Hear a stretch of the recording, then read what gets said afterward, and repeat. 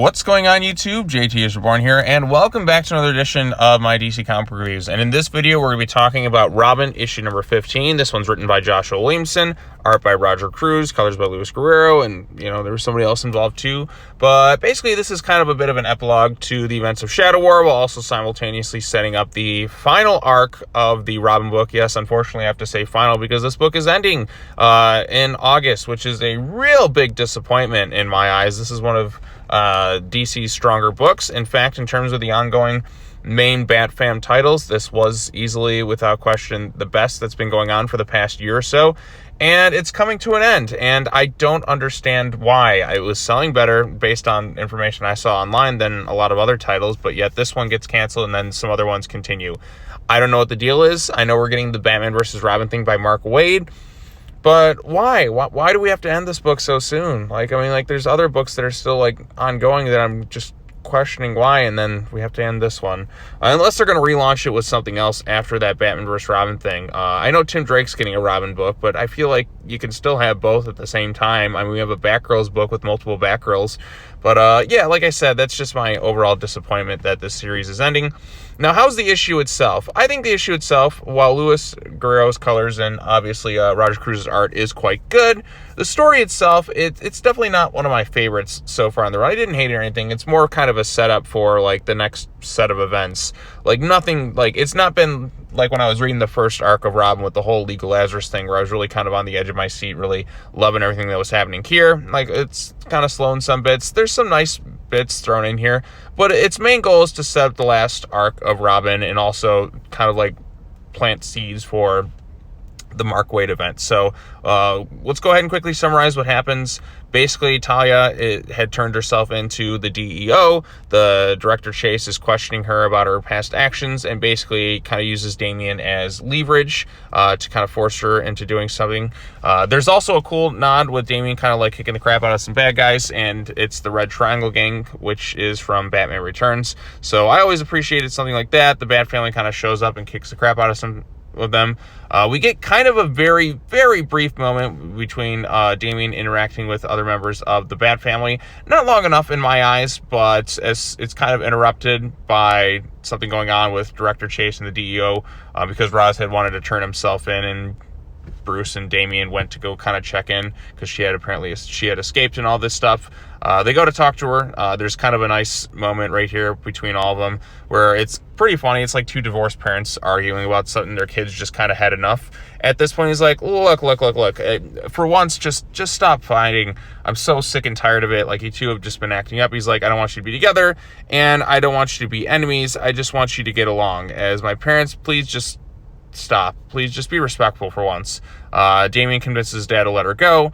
And then he lets Batman know that he's like, I'm not going to follow either of you. I appreciate the time, but I got to forge my own path. Do you guys understand that? And they're respectful of it. And Damian still doesn't tell his dad where he's going. He's like, well, that would ruin part of the fun, father. But we also find out that Talia had kind of orchestrated that whole thing with the DEO to basically use that as an excuse to kind of become their undercover spy. So Talia is now going to become an undercover spy for the DEO, which I'm sure will be an interesting role for her going forward as she kind of pays off her debt to society. It's kind of akin to a Suicide Squad type thing, although she doesn't have the bomb implanted in her head or anything like that. Or you can kind of think of it as something like a Fast and Furious, where they have to do some sort of missions to kind of clear their records. That's something that Talia is kind of doing to kind of clean her slate, but she's going to be working with the DEO, probably doing some dirtier things, but it'll be an interesting role for her going forward. Elsewhere, Damian heads back to Lazarus Island, and we see Connor Hawk there and several of the other fighters like Black Swan and XXL. They also kind of tease some things with the Lazarus Island. Damian wants to kind of make this a refugee place for various people who are kind of lost like him.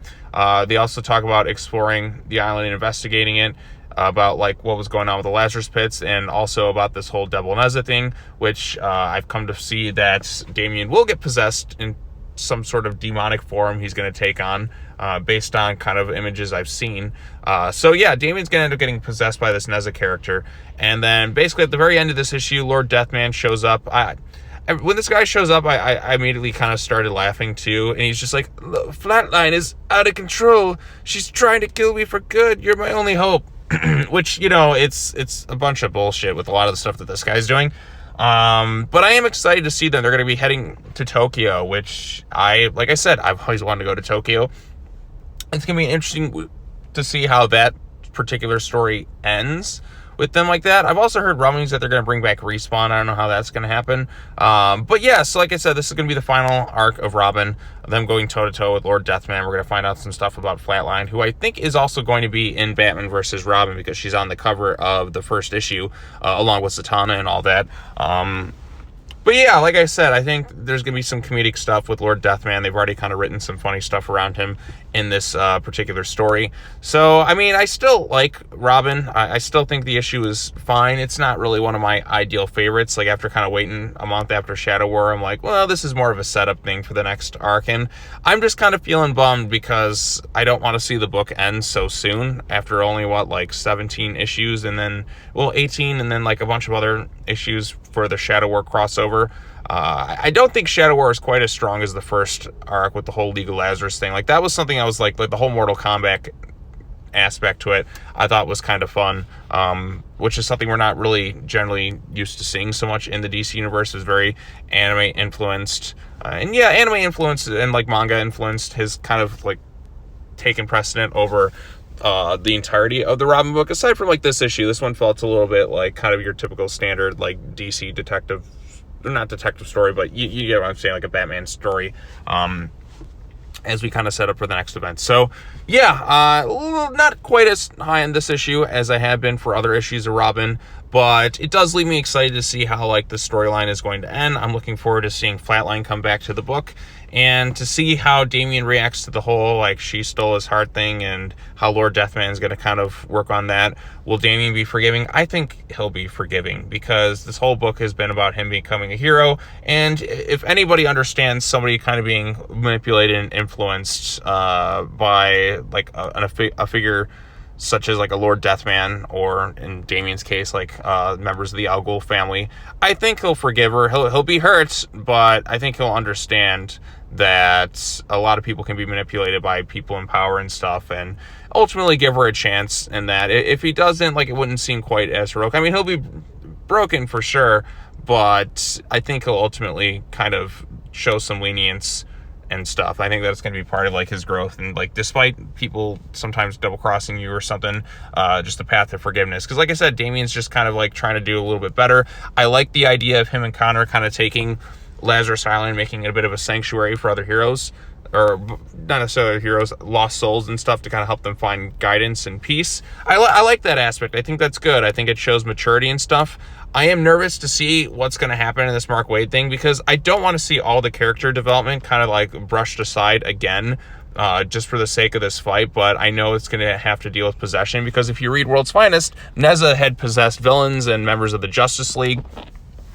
Not sure exactly what he's going to do with Damian. Maybe Damian will be his like new vessel or something like that, because they've kind of teased like the Ghul's having some sort of magic link too. Like, I mean, you had Mother Soul and all that, but it's going to be interesting to see how this whole storyline unfolds, how Batman and that's going to be brought into it. I mean, it seems like it's going to be a really big, grand, epic story. I mean, World's Finest has been really, really good. But like seeing how Batman's going to react to like how Damian gets possessed, like I said, that's something a little bit different that we're used to seeing. So at least the conflict won't be of his own will, because I feel like we just reconciled the characters and now we're fighting again. But in this case, it's going to be clear signs of possession, which means that he's not in control of his actions.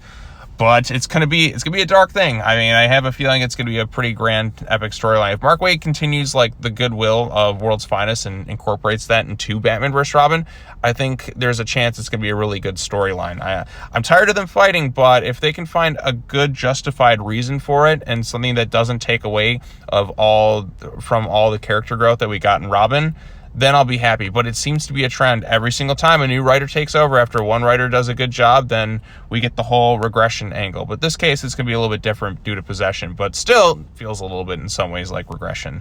So yeah, those are my quick thoughts on it. If you have any thoughts on Robin issue number 15, or just other stuff in general at DC, let me know your thoughts in the comment section down below. Be sure to like this video, share it with your friends, subscribe to the YouTube channel for more content, hit the bell for notifications. Be sure to come back next time. I got a bunch of comic book reviews coming up later on today. There's Deathstroke Incorporated, which is like kind of a prequel thing. Now that Slade's gonna be off doing Dark Crisis stuff, I'm kind of curious why that book's still going, even though it's just gonna be stuff set in the past. Not sure why we needed the origin stuff again. I feel like we kind of covered that in the Christopher Priest book, but we're just kind of retreading stuff there.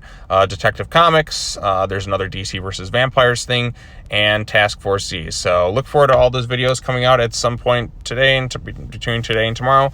And yeah, that's all I have to say. As always, take care now. Bye-bye then, and I will see you all in the next video. Peace.